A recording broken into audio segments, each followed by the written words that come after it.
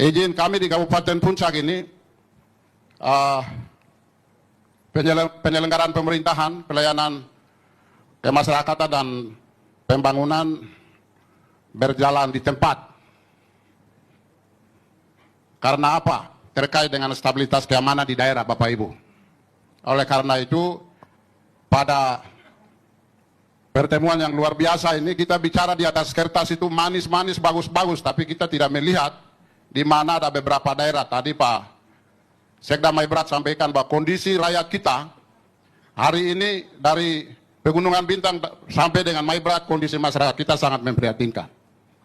Ya, oleh karena itu, harap supaya kita berbicara tentang sistem, berbicara tentang otonomi khusus Papua, tetapi rakyat kita menderita sama saja Bapak Ibu. Karena apa? Otonomi khusus itu lahir bukan karena cuma-cuma dikasih oleh negara. Ini kita catat. Karena ini orang Papua mau minta merdeka lalu barang ini keluar.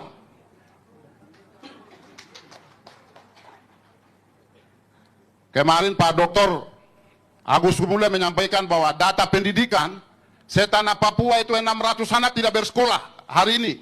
600.000. Belum berbicara tentang kesehatan, belum berbicara infrastruktur. Oleh karena itu, pada kesempatan ini saya menyampaikan bahwa kondisi Kabupaten Puncak, kondisi Kabupaten Intan Jaya, kondisi Pegunungan Bintang, kondisi Jagokimon, Dugama, Maibrat, Tambrau, rakyat sekarang tidur di tenda-tenda, Pak.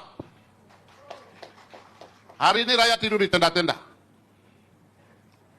Ini pada kesempatan ini pada abang saya, Pak Ketua Komite Eksekutif ada di sini. Jadi ada 12 poin kemarin dibuat oleh para bupati. Salah satu poin ke-13 adalah berbicara tentang stabilitas keamanan di tanah Papua.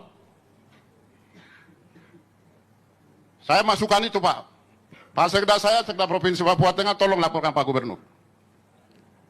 Memang kita tahu bahwa kewenangan stabilitas daerah ada di pemerintah pusat.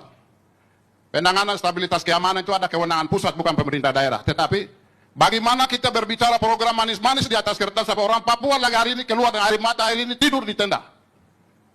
Ini tidak bisa main-main, Pak. Mungkin ada beberapa kabupaten kota di Papua, seperti Nabire, Timika, Merauke, Sorong, Manokwari, itu relatif aman. Tetapi kabupaten-kabupaten di daerah pegunungan, rakyat kita menderita, Pak.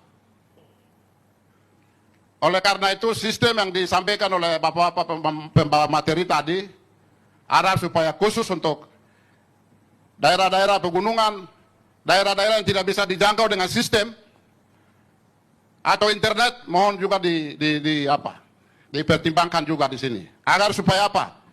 Kita semua sampaikan bahwa Papua cerdas, Papua sehat, Papua produktif itu orang Papua bisa ke depan bisa baik. Saya bicara keras, bicara banyak di sini karena saya ada di daerah konflik, Bapak-Bapak. Jadi bagaimana kita mau membangun infrastruktur?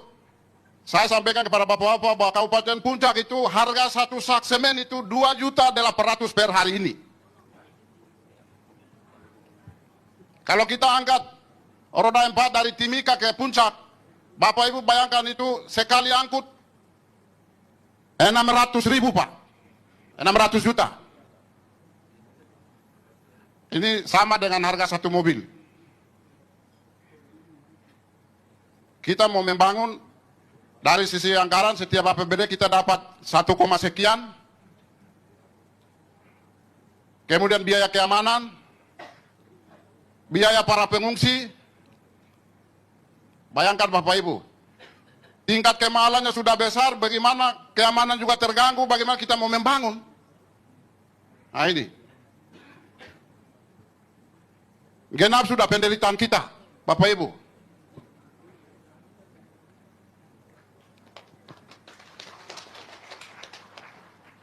Jadi otonomi khusus ini kan sudah lewat 25 tahun lebih, Bapak Ibu. Oleh karena itu ke depan tolong negara diatur baik supaya orang Papua tidak mati, orang Papua tidak keluar air mata, orang Papua tidak berdarah-darah terus di atas tanah ini.